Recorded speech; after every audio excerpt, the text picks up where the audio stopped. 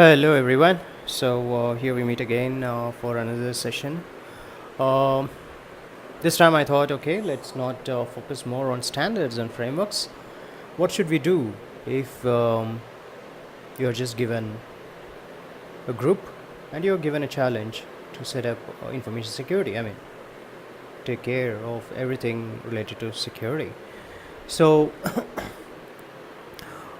in this approach, when you really don't have best practices implemented throughout the organization or throughout the group that you're working for, then the best way is we start with incidents. That's one of the classic way of doing it.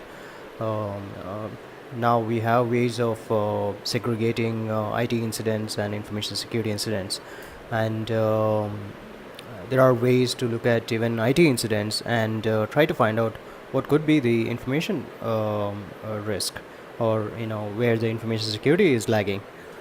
So these are some of the things that comes from with experience, of course, and some of the areas where you can definitely work on on smaller gaps, and some of the things that you can look at. Incidents is one of the biggest area, and you need to start collecting the incidents and see whether it's IT incidents, whether information security incidents. Is it related to any vulnerability, and do you really want to fix those vulnerabilities, and how we can improve things?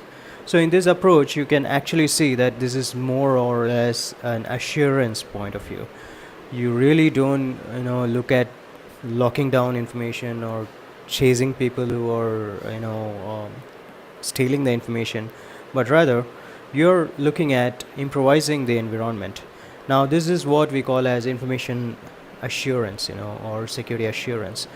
And the other larger aspect of this is actually coming from operational risks. Some of you may be wondering how operational risk is linked with information security, but yes, it is. And I've always maintained in most of my writings that when you actually look at resolving some of the information security incidents, you really need to look at the IT objectives and the IT strategy, and what operational risk it's really leading to.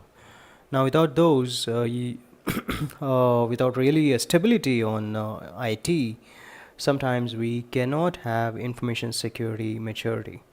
The maturity of information security comes when you have the right controls and balanced controls. So that is possible only when you have good IT systems in place.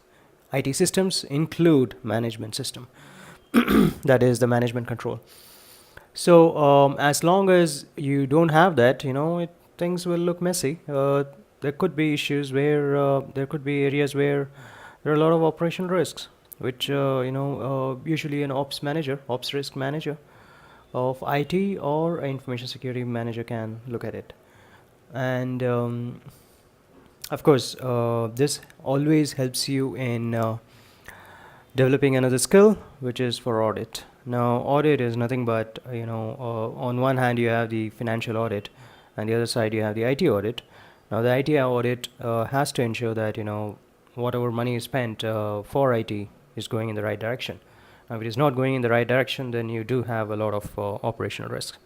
So when you have operational risks, then things do fall, things do come up when it's not required. So these things will not be in a balance. So operation risk will form a major chunk apart from the incidents that happen within IT. So these two are also some things which you can ponder about for any type of organization, whether it's small business, medium sized, or large scale business. Of course, without saying, in a large scale business, usually you do have good things set up at an organizational level. So the incidents at the operational level and the incidents at the the IT levels would most probably will be at the least. The second point is the technology advancement. With the level of automation that we have nowadays, there's that again leads to less and less IT incidents, and sometimes it's possible that if you really have good automation, even IT incidents will be at the less. So these things are linked, and this does impact information security. Thank you.